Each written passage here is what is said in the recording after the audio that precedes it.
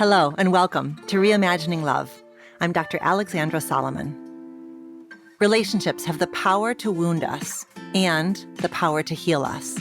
As a clinical psychologist, author, and professor at Northwestern University, I've devoted my life to studying intimate partnerships and family dynamics. On Reimagining Love, I'm here to translate complex clinical topics into tools and takeaways that you can use in your relationships today. If you're ready to develop relational self-awareness and create vibrant and loving relationships with the people who matter most to you, you've come to the right place. I'm so glad that you're here.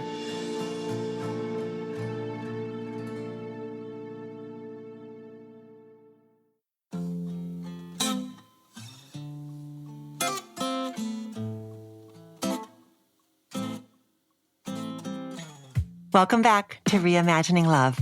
The past few decades of dating advice have been full of ideas like men are from Mars, women are from Venus. Advice that is centered in the cis, hetero, gender normative perspective that when it comes to love, men act one way and women act another.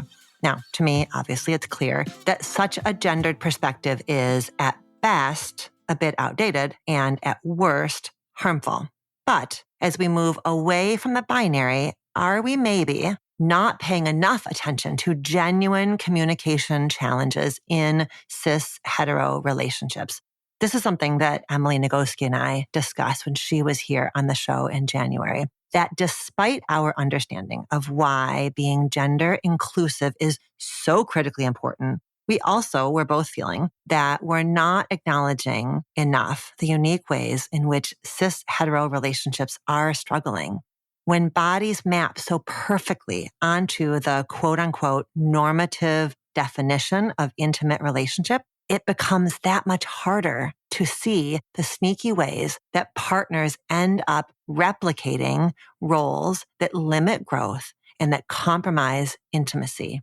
Or, as Emily put it so succinctly, the straights are not okay. So today I'm excited to welcome Dr. Ish Major to Reimagining Love for a frank and direct conversation about communication across genders and the state of modern masculinity. Dr. Ish Major is a board-certified psychiatrist who has spent over 15 years demystifying the male psyche and helping both men and women navigate their way through the dating landscape. As an on-camera expert, Dr. Ish is the co-host of WE TV's hit series, Marriage and Family Bootcamp Reality Stars. He's a frequent guest host on The Doctors and resident expert on The Tamron Hall Show, The Today Show, and The Steve Harvey Show. Most recently, he's working on Counsel Culture, a new chat show starring Nick Cannon that confronts toxic masculinity through difficult conversations about modern dating, men's vulnerabilities, depression, anxiety, and more. After spending so many years translating men's behavior to women, I wanted to know, what does Dr. Ish want to tell the men out there? Dr. Ish believes that only by getting clear and vocal about our needs, our wants, our preferences, that's the only way to bridge the communication gap and get the love that we desire. So today, he brings that ethos to our conversation, where we discuss what is often missing from communication in relationships, what masculinity means in our modern era, and how truth is the antidote to toxic masculinity. Together, we then dole out some advice to a listener who feels exhausted with the emotional burden of leading conversations and deepening connections in her dating life. Dr. Ish's direct advice inspires us to get real about what we want and take action. I hope this conversation sparks a lot of curiosity inside of you. And as always, I want to hear from you. What questions do you have about communication and modern masculinity? You can email me at info@dralexandrasolomon.com or submit a listener question using the link in the show notes. Enjoy the episode.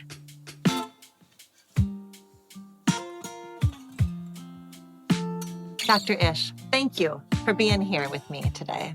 Yeah, of course. Thank you so much for having me. It's been a minute since we've seen each other. We met each other the first time last year when we both spoke at the Real Love Ready conference, and we had a bunch of time together. We had some really fun dinners and just dove deep, and I really, really enjoyed getting to know you. Yeah.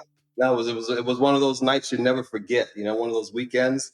You're in the zone, giving your gift, and then you meet other people who are also in the zone, in the moment. It's just like fantastic synergy. Yeah, I'll remember it forever. Yeah, for sure. For sure. So I want to start before we get into you and all of your work and all the questions I want to talk to you about gender, the men, the women, how we're all holding up in this world of new relationship possibilities and all of that. Before we go there, I want to ask you the relational self-awareness question that I ask all of the guests on the show. You ready for it? Lay it on me. All right. Yeah. Dr. Ish. Maybe. We'll see. We'll see what you come up with. How are you reimagining love in one of your important relationships these days? That's a very deep question. So the way I'm reimagining love is I'm reimagining my role in it, right? I've been in a relationship, I've been married, and now I'm not. And so the way I have been reimagining it for this last year is, okay, what's really my role in this, right? What's the role I've played through all of it? And the people I have picked throughout my entire dating career, what's the job they've allowed me to play, right? What's the job they've allowed me to do? What's the role they've allowed me to play? And I've had to reimagine, is that a job I actually want? Right? Well, because it's a job that met the needs in the moment, right? And it's when I talk about those needs that came from then, it's those needs that were messaged to me. I had my mom and dad were married for 56 years, right? So they were in the house, but my dad was classic, stoic, emotionally unavailable, right? So that's the truth of it. My mom was there and loving, but she also had chronic health issues. So she would be gone for periods of the time, sometimes 2 months, sometimes 3 months. And to a 3, 4, 5-year-old boy, it's an eternity, right? I had horrible separation anxiety, had terrible abandonment issues. So I was picking people based on that little boy's needs, right? And what he was trying to do most, which was trying to not get left. So the way I'm reimagining it now is from an entirely different perspective. And it's like light years different. And it's very, very cool. And so you connected those dots and you have, I mean, I hear as you describe it, you speak about it with quite a bit of compassion. That of course, you were seeking relationships where you couldn't get left because that is the understandable response to pain. Right. So then what's different now? Like what's possible for you now if you aren't guided primarily by that fear of being left? Like who do you get to be then? Right. Well, I get to be me. Right? I get to be me. Right. So the other thing that I took away from that weekend when we had in Vancouver is when you were on stage with the real deal, Terry Real. Right? Shout out to the real deal. Shout out to the real deal. Yeah. And he said something there and he said, and I've since followed him and I've heard him say it over and over again, which is kids get abandoned, adults get left. And I was like, oh my God. Oh my God, right? Because people can come and people go. Friends come, friends go. Jobs come, jobs go. Money comes, money goes. All of these things, and we're okay with it. But when it comes to our romantic relationships, we're not okay with that because it means something entirely different, right? And with that, right, what Terry was saying is, you can get left and tomorrow will come and you will wake up in the morning and you will take a breath and you will brush your teeth. You will have some breakfast, right? And life will move on different from how you might have thought, but it doesn't end, right? Because you weren't dependent on the person for your entire survival as a child is on their caregiver, right? If a caregiver abandons a child, we've got a problem, right? But if an adult leaves you, okay, you've got some space in your life, but you still have a very full life to live. So yeah, that's one of those life-changing things. I'll never forget that. Oh, beautiful. Beautiful. And you're not going to leave yourself. Like now that you know what young Ish carried, what his deep fears were, now that you know that, you're like, okay, I got you, little Ish, but we're not, that's not the story now. That's not Right. what we need to be guided by now. It's a very real thing. So I show up and I imagine myself asking for what I need and want, not forming these covert contracts in my mind, right? If I show up and do A, B, and C, then they'll like me and maybe love me and maybe not leave me. No, I'll just show up and ask. How about we keep it simple? right? How about, Right? how How about? about right? No covert contracts, everything above board. Hey, I'm going to show up and do this. Are you good with that or no? And then we can talk about it, right? Adults have conversations. It's what we do. Oh, there's so much liberation in that, right? And I imagine for the people that you're dating who get to like be in that conversation with you, there's a lot of liberation in that because you're not needing them to need you. You're not needing them to agree to something so that you're okay and they're okay. And it's just on the table for the two of you to look at. I mean, men and women handle pressure differently. So when I would show up and put that level of pressure on the woman I was dating or the woman I was with at the time, there's a response to that. There's a reaction to that. And the reaction is a pulling away, a closing off, a shutting down because nobody wants that responsibility, right? Hmm. Hmm. That's not Hmm. what they're signed up for, right? And so I can really see as I reimagine that part of it, I see it showing up very, very differently now. And I'm like, oh, who knew? So cool. So cool. I love Yeah, it. I love it. I right. love it. Okay. So if this is somebody's first exposure to you, their first listening to you, their first learning opportunity to learn from you and with you, tell us a little bit about you and the work that you do in the world of relationships and therapy. Sure, sure, sure. So I'm a board certified psychiatrist, tried and true. I have been working with relationships, women, children, and families for probably the last 20 some odd years. A child psychiatrist by training. So you know what that means. That means we work with families. And when we work with families, the emotional leader in that family is usually the woman or the person with the more feminine energy, right? The more nurturing, caring, loving energy. So that's just kind of naturally where I gravitated towards because my first school was at home with my five sisters and my eight aunts. So that's where I really got a lot of my on the job training when it comes to listening and matching, right? Matching the story with the emotion and the intention with the result. I got to do a lot of that as the baby boy in the family, getting in all the grown women's way. And I would get the download whenever stuff was going on in their relationship that didn't turn out right. And I would be the kid in the room, and they're like, listen, when you grow up, don't you ever do A, B, C, D, and E. But what we want you to do is, Mhm. right? So I got all of that. And so You're it's just taking notes. Uh-huh. exactly. It was a natural jump for me to go into psych and then ultimately really just kind of focusing on relationships and stuff. And I specialize in helping folks tell the truth. I am your resident Andy Dufresne, right? I am here to break you out of Shawshank. Andy Dufresne.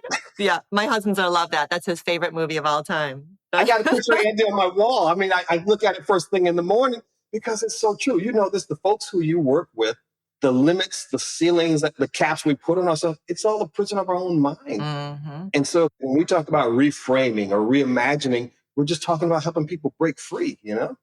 You do so much work. You've been doing so much work with the media for so long. And one of the things that you are best known for is, the real talk and the tough love on We TV's Marriage Boot Camp. And so that is a show where you bring together couples from reality TV shows and put them through like their paces. You break them free. So I would love for you to tell us a little bit about why did that appeal to you? Like, what do you think that we as an audience can learn by watching other couples face relationship challenges? Yeah, yeah. I think the appeal is obvious. I'm a ham, right? I'm the baby boy. I'm used to getting all the attention, so TV kind of works for me. Uh-huh. Right? Every weekend when my parents are out of the house, my sisters are putting makeup on me, putting wigs and hats on me, and taking pictures. And I'm like, TV kind of feels right. I didn't know that. That's so cool. They were training you young and you're like, okay, I will go take this as far as I can take it. I'll take it as far as I can take it. Let's cameras on, let's roll, let's do it. But I think what couples can learn is a couple of things. You can learn two things. Number one, I'm not alone in struggling with this, right? Everybody struggles with it, no matter if they're a big celebrity or, your best friend at your job. And number two, my stuff ain't that bad because there is pathology and then there's pathology. There is toxicity and then there is toxicity. And what we see with those really big personalities on TV is it really tops the charts when it comes to the pathology, the toxicity, because they're invested in staying the same and they don't have any truth tellers in their circle.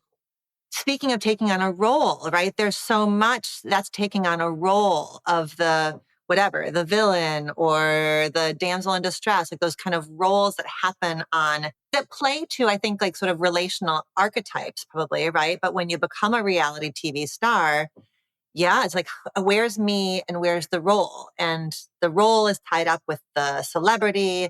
And so I hear that what you're there to do then is, are you reminding people that you are more than this role? Are you breaking them out of it? Yes, it's the reality check, right? It's classic CBT, right? We're testing your assumptions, right? How do you know that's true?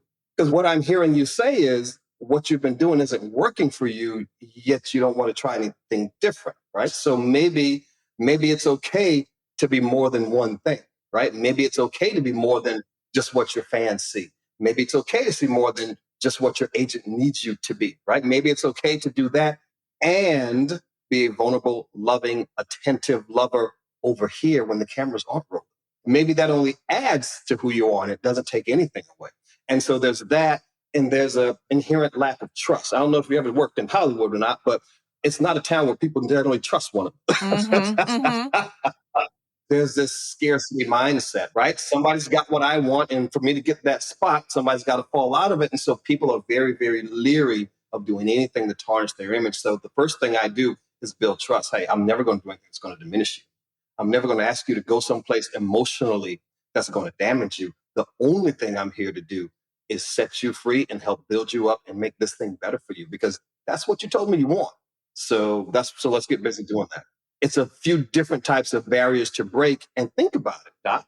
In that situation, you've got a very public facing celebrity, and then you've got a very private facing non celebrity partner. So one person has the voice, one person has the attention, one person gets to make all the decisions, one person has the money. And so that's a very It's a big power dynamic. Mm-hmm. big power dynamic. So that's a huge part of it. Yeah.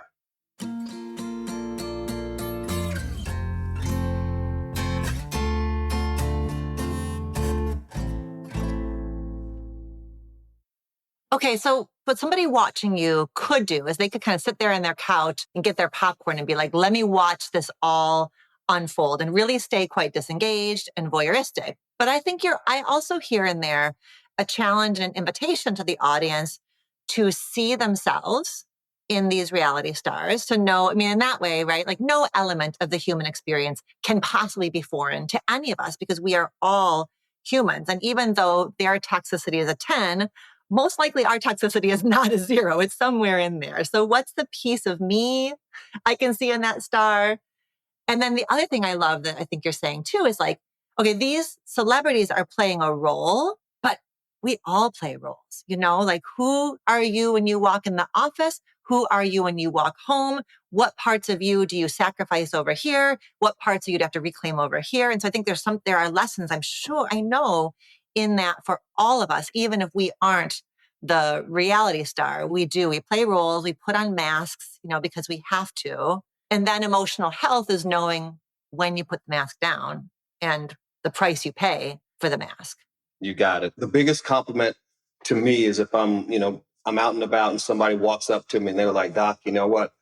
I want to thank you for what you did for me in my marriage or me in my relationship. When you were giving them therapy, I felt like I was getting therapy, right? Because we do the rah rah, big, shiny stuff. But the cool moments for me is when I get in session one on one, and then we get to let people peek behind the curtain and see that. And folks will come up to me and say, hey, I don't know if you realize this, but when you're giving them therapy, it feels like you're talking directly to me, and I feel like I'm getting it and growing too. So I want to thank you for that. And that's the biggest compliment. I mean, that means the work matters. That's so cool. Oh, I bet that just goes like right into your heart. That's really cool. Okay. So I want to talk to you about gender. And that is because you really are quite an astute translator of men to women. That was a book that you published a while ago now that was like, okay, ladies, circle up. We got to talk. I'll just say right at the top, Reimagining Love, all of my work, I strive to be, and I know you strive to be, deeply inclusive of all genders, of all sexualities, of all the ways that love manifests. And I think there are times when it is really important to pull forward dynamics that happen between cisgender men and cisgender women, because that pairing so closely replicates patriarchy and all of the ways that we are socialized in the binary. And so I think it can be easy then to miss it. It just feels like, but this is how you should be, and this is how I should be. And so I think we move with a lot of assumptions that go unchecked and unchallenged and unexplored. And I know this is a deep zone of genius for you. So I want to ask you, what were you seeing that led you to even want to kind of go into this really sometimes treacherous gender space of talking about how men and women are, partnering up in the dating and relationship world? Yeah, it was interesting, right? When I first started my practice, we all know that women seek treatment more so than men. More women are in therapy than men. Women are more, emotionally, women's emotional IQ is typically more easily expressed than guys. So most of my practice was all women. And so as we're kind of peeling back the layers of the onion and trying to figure out what's happening here and there, what's causing some of these manifestations of anxiety, depression, right? Obviously trauma, it usually all went back to some form of a failed relationship with the most important man in their life, right? Whether that was a father figure or now, right, or now their lover, whoever that's supposed to be. And we started talking about these things, and week after week, as they're coming in, literally continuing to show up for their sessions, showing up in their relationships, right? Well, the guys were showing up too, but they were just showing up in very odd and curious ways that wasn't connecting. And so the light bulb went off in my head. I was like, you've got two people who are actually showing up trying to do it right, but it's just not connecting, right? And so maybe it is as simple as not speaking those same language. Maybe it is as simple as being able to be more transparent and vulnerable in those spaces. If she's speaking womanese, right, and you're over here speaking Mandarin, right, we've got a problem. And that was it, right? She's speaking womanese. She's talking in levels. She's talking in terms of emotions and feelings. And he's over here speaking Mandarin. He's mission driven. He wants a result, right? Tell me what to do and I'll do it. And she's like, no, no, no. And so I was like, okay, what we need is a pause button and some translation here, because you're both trying to give each other what they want, right? But you're just kind of missing the mark. So that was my first inkling. It reminds me of when we were on that stage together, and I can't remember exactly how you said it, but you were like, is it showing the target? You got it, right? Men, when we think about, as we're talking about men and women, I'm talking about folks who, nobody's all one thing. We all have either an abundance of masculine or feminine energy. That's how we show up, right? And you can be a man, you can be a woman, you can be trans, however you identify, but nobody's 50-50, right? Nobody's all 100% masculine. No. So however it is, you show up the majority of the time in those situations, your romantic situation. Right? If you show up with that masculine energy, that masculine energy is typically traditionally mission driven, which means we just want to get to the result. We want the end result. I will record a football game and I will fast forward through 75% of it because I just want to get down to crunch time. I want to know how it ends. You want to be in the red zone. Get me in the red zone. Right. Exactly. Right. And so for guys, if you're thinking about that masculine energy that's mission driven, you got to help them succeed, set them up to win, draw them a hard target, and they will meet it every single time. And that's part of what's not happening now is that guys don't have the targets, and the more feminine energy is unsure of how to actually set it. Yeah. And I think there can be a confusion around if I have to show there's a degree of emotional labor in drawing the target. There is a measure of vulnerability, so I think it's sort of like, really? I just did these 8 things. Now I got to draw the target. So I think there can be can kind of fuel some exhaustion. But I think what's a layer deeper, what I often find with my heterosexual women clients is the idea of I'm going to show you the target runs counter to what we are taught as women, that it's dangerous to ask, it's risky to be seen, you're going to be seen as needy or greedy or too much. So the drawing the target kind of confronts that idea that I'm even entitled to draw the target. But I agree with you 10,000% that every straight man I've ever worked with in couples therapy, he freaking hates reading disappointment on his partner's face. He wants to do right by her. And that's a problem in and of itself, right? That his self-worth is so shored up in how he appears in her eyes, but it is very often the reality. So when she draws the target, she's helping him help her. Absolutely. And, I love how eloquent you are when you said there's a degree of emotional labor. Yeah, kind of sounds a lot like work. It's work. It's, it's a lot. And it is exhausting, right? And as we see those roles shifting, right? And the way our heterosexual brothers and sisters are showing up, right? Things that the ground is literally shifting beneath our feet when it comes to that, right? Women have turned up the volume, right? That feminine energy, the volume is getting cranked up now in terms of finances, in terms of clout, social status, right? And in terms of trying to be happy, which means I'm now entitled to ask for what I need and want. So as the volume is getting turned up over there, the guys are having trouble understanding because they're like, oh, okay, so well, what about me, right? What's the trope we hear on social media, right? Women are so masculine. Why are you trying to be so masculine? Why you want to be like men? Okay, I'm your Andy Dufresne, right? So maybe that's the superficial question you're asking, but we live on the planet Earth, and this relationship thing is a closed system. And so if one part of that system shifts, then the other part has to adjust accordingly. So if she is now being forced to be more masculine because there was a absence there, now can you ask the harder question, which is, am I showing up more feminine? And if that's the case, why? Right? Because it's not all on her. It's really not, right? She's simply adjusting to what she saw. And now you have to adjust. Now people are really having trouble in the asking.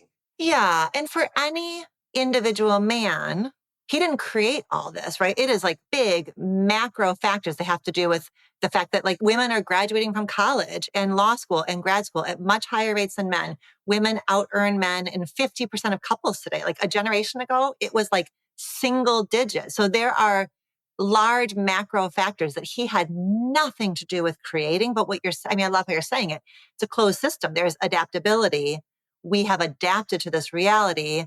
What's the thing you want to be whispering in men's ears? Like if they're saying, there's no place for me. She doesn't need me. She's got her own money, her own credit, her own car, her own this. Where do I fit in? What do you want him? What's the tough talk that he may need from you? Right. And you just said it, right? There are only two things that masculine energy needs to know in any relationship, any form of a relationship, to be happy. Why am I here? How can I make you happy? That's it. That's what you're communicating. Why am I here? How can I make you happy? It's like me agreeing to come on your podcast today, Doc, right? Before I could do that, I needed to know two things, which you communicated to me, you and your team, right? I'm like, all right, well, Alexandra's brilliant, gorgeous. She doesn't need, what am I? Why am I here? What do you need me for, right? It's your podcast, go do it. Oh, no, no. Here's why you're here, because you've got this breadth of experience, A, as a male, and B, talking to and translating that information. That's why you're here. We want to pick for that. We want you to share that with us. Okay, great. Okay, got it. Number one, check. How can I make you happy? At the end of this podcast, where you can say, hey, you know what? This was a great guest. What can I do to make you happy? And then you and your team says, well, right? If you can come on and help us understand vulnerability, male toxicity, what that means, what else it may mean, and put that within the framework of some of the other work you do, the unique work you do on camera with celebrities, do that, and we're happy. I'm like, okay, I will sign up for that because you just gave me my mission. I love that. You drew me a hard target. Right. In any dynamic. Yeah. Okay. So that doesn't feel like work. That feels like me setting you up for success. So how do we help women partner with men? Like, how does that feel less like work, less like emotional labor, and more like, how cool that I have a partner who is willing to ask those questions. I mean, I guess he needs to hear from you that, that's what he needs. Those are the questions to be asking, that those are actually sources of pride, right? I think sometimes men feel, I think one of the barriers for men is that can stir up shame that I need to know the mission, or like what kinds of, if it's that clear, how are men getting in their own way around that? There's shame that my self-worth does in part depend on her happiness. Like, is that part of it? That kind of feels like emasculating somehow, even though it's totally the opposite. Well, I mean, if you think about where we are and where we've been for the last few generations, we have a very large part of our male population that have been raised by women. Whether dad is in the house or not, right? Is dad truly emotionally available? We can look at our marketing and our ad campaigns across the country to see who we're really targeting, right? We're targeting teenage girls and young women, right? They drive the market, they drive the economy, they drive that household, and they certainly drive the most interest rate in those relationships, right? And so we've got a generation of guys who've looked to the woman in their life to define their masculinity, right? They grew up people pleasing and acceptance seeking with their mom or that woman in their life, that most important woman in their life. And now you're showing up and they're transferring all of that energy to you, right? But the ground has shifted. And now women are doing something different. They're making more money. They've got more clout. They're not really here to be your mom, right? And so now guys are saying, well, what about me then, right? The message that men are now getting, right? And I'm sure you're seeing this when we look about, my goodness, when we look at the school shootings and all the stuff that goes on in this country, when we look at the group of young, lonely, angry males that we've got out there, the message I keep hearing over and over is, I don't think they want me.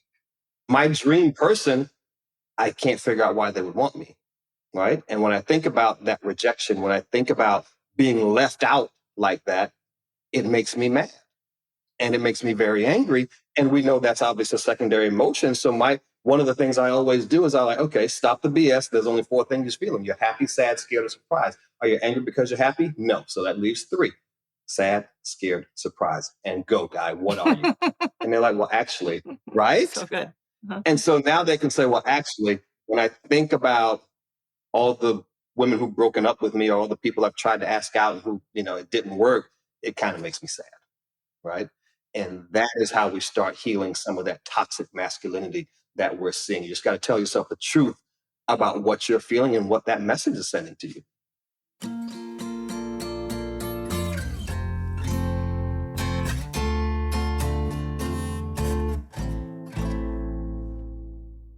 What I would want men to know is that women, certainly there have been experiences of rejection, and women continue to want male partnership, right? So even if you're not bringing money to the table, even if you're not bringing clout to the table, you're bringing your heart to the table, you're bringing your humor to the table, you're bringing, like, even if you're not able to quote unquote provide in those like ridiculous traditional ways, you are providing plenty, or you have the ability to provide plenty to her. And thank goodness she's not going to need you for those things, because then you know that you're there with her because she's choosing you, not because she needs you. So there's so much liberation in that, in fact.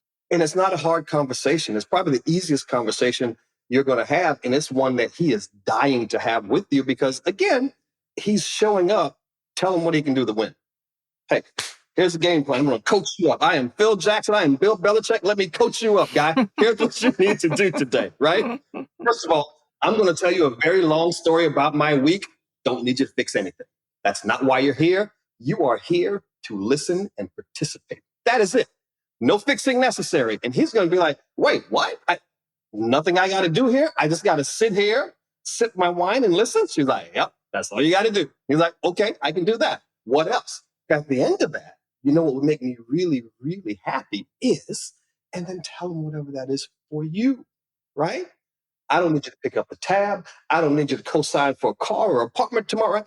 What I need is your emotional sustenance, right? Can you help hold this safe space for me where I can dive into my feminine energy? Because I've had to show up and be this whole other person all week long. I've had to suit up, mask up, armor up, and it's heavy.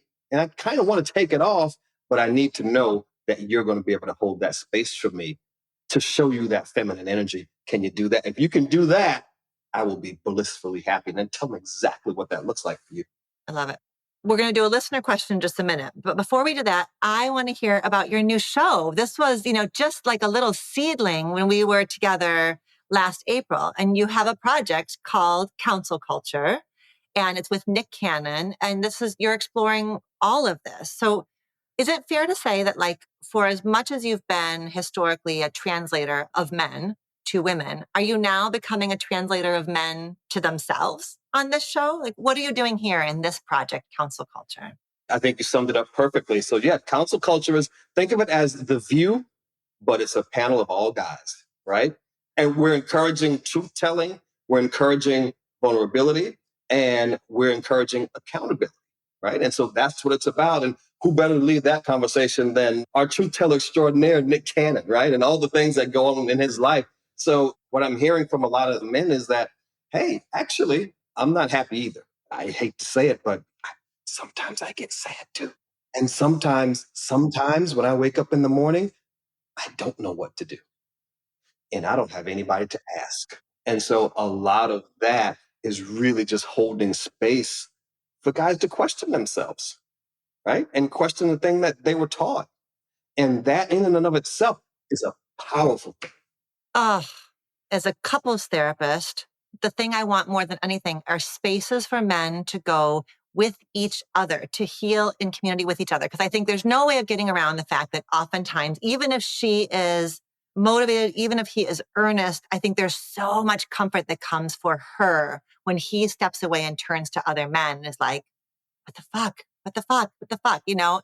And so that's what you're creating again on that really big stage. Like we all get to kind of witness it, but it is an element that is so important. What men can offer each other is just of a different quality. And that's what you are creating. And it's liberating for women, when men have a space to go do that on their own, right? You signed up to be his lover. You signed up to be his partner. You did not sign up to be his mommy. You did not sign up to be his therapist. None of those appointments or contracts were made. So when he brings all of that to you, as men often do, because we don't have any place else to take it, right? So I guess it's your job now, right? And that's a lot, right? And again, there's a lot of emotional labor in that for the more feminine partner in that dynamic. And so this is designed to take the load off and give guys that safe space when we can talk about, right? One of the more interesting conversations, we had Neil on the show one day. So it was Neil, Nick, and myself, and we're talking off camera. And we're having a conversation about being nice guys in our relationships and how terribly that has worked out for us. We show up and we always try to do it perfect, and we always try to do the right thing, and we try to be nice, and we never said no, and we just tried to please them and people please them, and we did all these things in our head, but we never asked her for what I needed and wanted to feel okay. And when I came in and I did all the yeoman's work, and she didn't give me anything back or didn't give it back to me, right? I wasn't appreciated. And I got resentful and I got angry. And in our true, typical nice guy, passive aggressive self, we did something to sabotage it. And so that was a real cool conversation, because that nice guy phenomenon, those guys who are passive aggressive, never ask for what they want, accept people please with every woman in their life, and who are totally monogamous to their moms, that's a real thing. It's a real thing. It's a real thing. Right?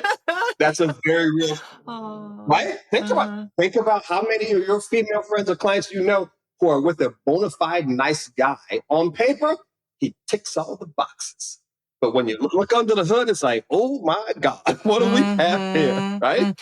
Well, that part that you and Neo and Nick were unpacking is so real. I did all of this. The problem is he did all of it as a one-man project. He made up in his mind what caring for her was. It wasn't a relational process. That is the whole thing right there. He's caretaking. He's not caregiving, right? When you caregive, imagine an elderly parent, right? We did this with my mom as she was nearing her final days with dementia, right? We gave her care. We caregive, right? What are those things you need today to be comfortable? Whether it's quiet or is it a little bit of excitement? Is it some juice? Is it food? Is it conversation? Is it quiet and hand holding, right? You're giving this person what they need to feel safe and okay today, versus what nice guys do in their relationships, which is caretake, right? I've got this list of things that I think I'm going to do for you in my head, because I'm not going to ask you, right? Because I don't have the guts to ask you. Because if you tell me something I know I can't do, then I'm out of the game already. So I'm going to caretake you. I'm going to do this, that, this, that, this. And I'm going to give it to you. And I'm going to sit back quietly and I'll see if you appreciate it and give me the thing I want, even though I never. Yeah.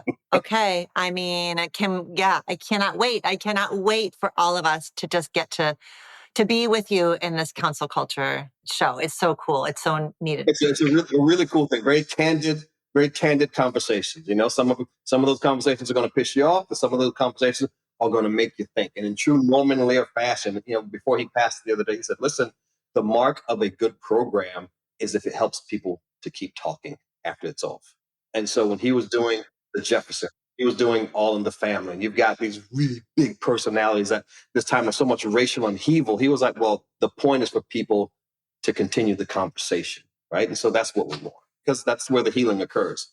Good for you. Good for you. It's the medicine for this moment of, the title Counsel Culture is a play on cancel culture. And that is so much of the constriction in our throat, the fear of talking, the fear of getting it wrong, the fear of being canceled keeps this conversation from happening. You are modeling how to have these conversations. That's so cool. Okay.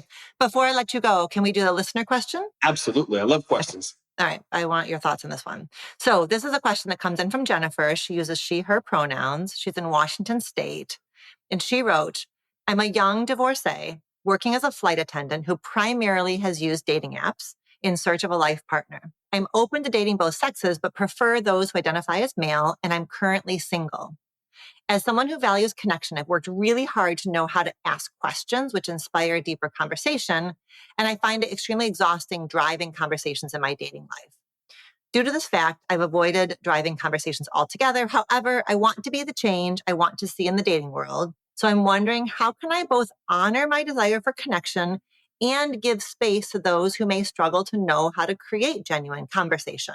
Additionally, what are some ways I can clearly communicate the amount and type of communication I'd like to receive without coming across desperate and needy, and without being perceived as viewing the relationship to have evolved past a level that has not yet been mutually discussed? Okay. A lot to unpack there. A lot to unpack there, Jennifer, in Washington State. So where do you want to start? So I think the first thing that I see with Jennifer's question is that she's getting stuck in the cycle, right? There are 4 steps to getting what you want, whatever that is. It's the potential, your belief, the action you take, and then the results you get. So her results haven't been what she wants. So now she's literally talking about taking less action. I don't want to drive that conversation anymore, because she's starting to believe that she's either doing it wrong or it's just not working. And potentially she might end up alone. And so she's got to figure out where she needs to break that cycle. And the problem is in her belief, right? My sister's FBI, they do this course at Quantico every year. They call debunking your ABMs, your assumptions, your biases, and your mindsets, because those are the things that lead to your beliefs about whatever it is, about the perp you're trying to apprehend, about the job you're trying to get, or the lover that you want to secure. So now she's got to be very, very intentional about what she truly believes. Because here's the truth. Your person will not see you, Jennifer, as needy or desperate. Your person is going to see you as adorable and emotionally available, because they're your person. We've got to make sure you're talking to the right people, right? Driving conversation is exhausting. I agree with that. Stop driving the conversation. Instead, drive the curiosity. That part's easy. We're just asking questions, and I'm curious about you. I think I might like you, right? And so far, the more I've learned, the more I like. So what can I do? What are some of those tools that we can be intentional about inserting that help us drive curiosity, as opposed to keeping up the small talk and the conversation and the da, da, da? That's exhausting. That's emotional labor. I love it. Okay. So rather than her seeing herself as responsible to drive the conversation, you're encouraging her to get like a little selfish, like just be curious, be like, just kind of go from a place that is your own innate curiosity rather than that idea of responsibility. It's a pretty subtle shift, but I can see it packing a real punch. Tell me what you think about this. I was wondering about if in some ways, the whole thing about, especially first dates, when you're sitting down across the table with somebody who is basically a stranger, there is like a heavy expectation on conversation. So what if she dated a bit more that was like doing, like a little bit more activity based, that didn't rely so heavily on conversation? So almost like preventing the problem before it starts, because maybe this person would be a great conversationalist, but just bypassing the whole thing, at least for now, while she's trying to kind of break this pattern and just do something with the date rather than sitting and trying to figure out how to manage a conversation. The dinner date I do not recommend, because it is largely performative, right? it's a big show, and you've got to be on for the next 45 minutes. Cameras are rolling and action, right? You've got to deliver this thing. It's a lot. You want to shorten that to a smaller clip. Do a lunch date. I got somewhere to be right after this. No expectations. Do a coffee date, or like you said, brilliant, do something active, right? Hey, you know what? I live in Miami. Let's go for a walk on the beach. And then we're going to stop off at this little cafe and have some lunch. How about that? Right? Just do something that is not solely dependent on conversation being batted back and forth. If that is not your forte, if that is not your strength. So, right, for some folks, we love that. But for others, it can be very uncomfortable because it feels a lot like work trying to do this conversation. I'm trying to share, but not share too much. And I want to ask questions, but not dig too deep. So here's the thing I want you to know about doing that with someone who's got an abundance of masculine energy at that table. There's nothing you're going to share, nothing you're going to ask that's going to scare that dude away.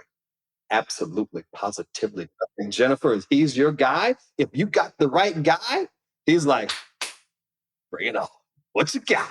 I am here to stand in the face of Hurricane Jennifer. Right? And I'm going to take it all. Right? And when you I love that. right, that's right. That is non-toxic masculinity. That is knowing I am just here for the ride. I don't have to fix anything. I just got to check it out and participate. You know what I mean? She just wants me to participate. Yeah, I'm here for it. I'm here for it. And dating is interesting now. You know, I've been on a couple of dates in the last few months, and it's different. So, full disclosure, I had a second date. I had a second date about a week or so ago, and so it went well. Dinner went well. We had something after that, and so we're coming back to my place, Doc, for a nightcap. Right, innocent nightcap. Hey, no expectations on the table. Right, we're going to continue the conversation and go from there. Right, so she walks in and she immediately, you know, the way my place is set up, she sees my office and then my little library, like what we're seeing back here. Right? I got whole bunch of books on the shelf, and she makes a beeline for the shelf. And she was like, you know what? She drove some curiosity. She was like, I want to see who you're reading. I want to see what you're reading. I want to know who else. I want to know if we read some of the same things. And then she asked a question straight from the universe, which is, hey, have you ever heard of this woman called, I think her name is Esther Perel?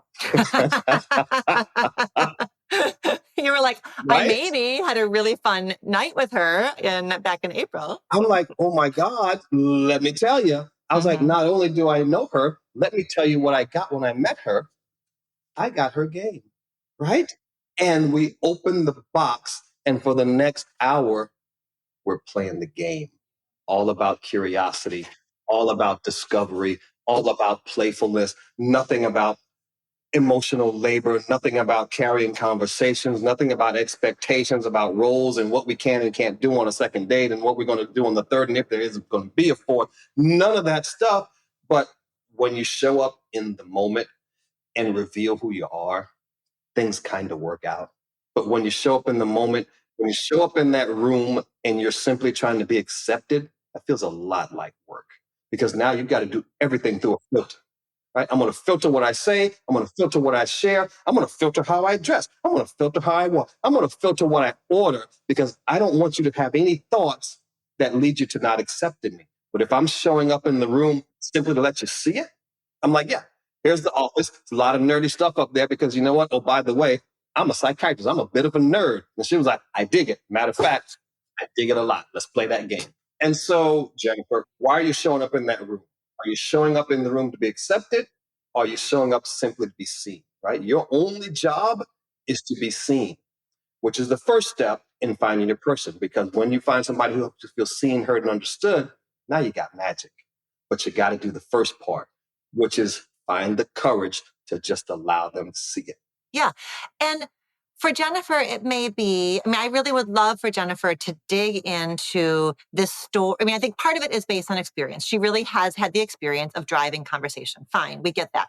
And also, might she have a tendency to take on that role because of a fear that she is going to take up too much space, a fear that or this gets a little bit nerdy. Jennifer is a flight attendant.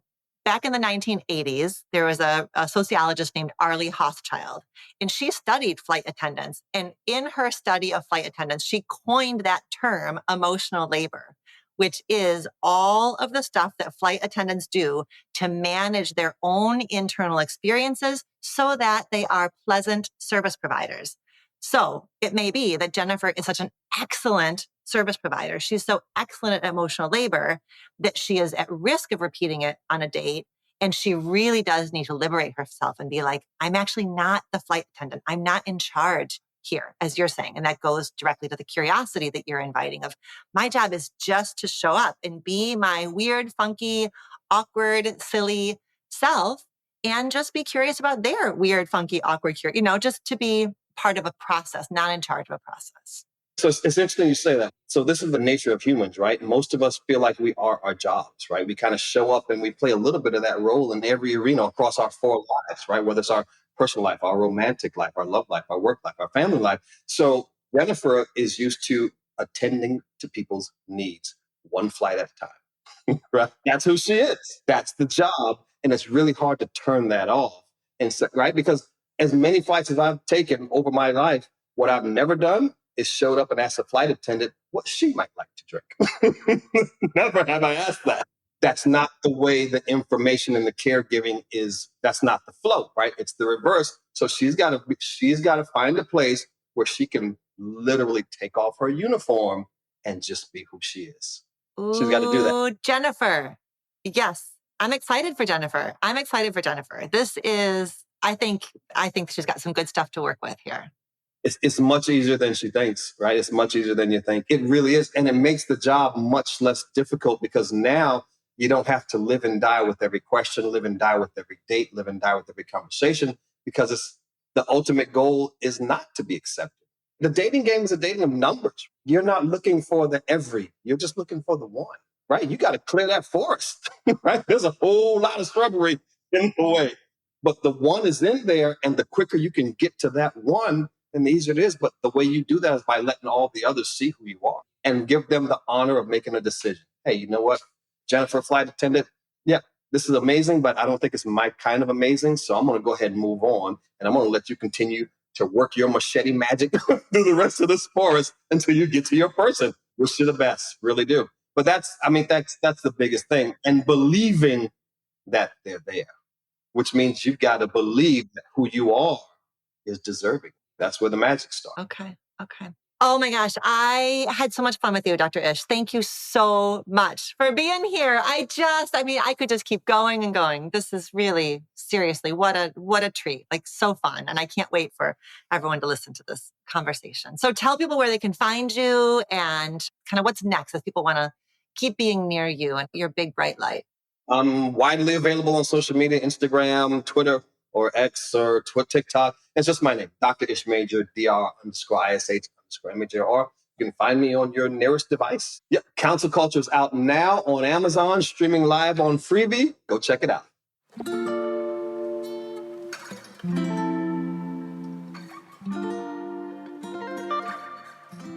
Thank you, Dr. Ish, for joining me here on Reimagining Love. To engage more deeply with Dr. Ish's work and to watch Counsel Culture, visit the link in the show notes. And my deepest thanks to Jennifer for writing in with that really important question. I hope that our advice gave you some encouragement in your search for a deep connection. I am rooting for you always. Thank you for listening to Reimagining Love. If you enjoyed the show, please consider leaving a review on your podcast platform of choice. It really does help more people find the show and join Team Relational Self-Awareness. Until next time, be well. Reimagining Love is produced by Emily Reeves and edited by Mary Chan and Katie Pagich of Organized Sound Productions. Our theme music was composed by Slade Warnkin. Do you have a relationship question that you want answered on the show? Visit reimagininglove.com to send in a written or audio question. Questions can be about intimate partnerships, family relationships, friendships, you name it. If you're looking for more love and relationship content, you can find me on Instagram at dr.alexandra.solomon or visit my website, dralexandrasolomon.com, where you'll find my blog as well as the Intimate Relationships 101 e-course based off of the popular class I teach at Northwestern University. Thank you for listening and see you next week here on Reimagining Love.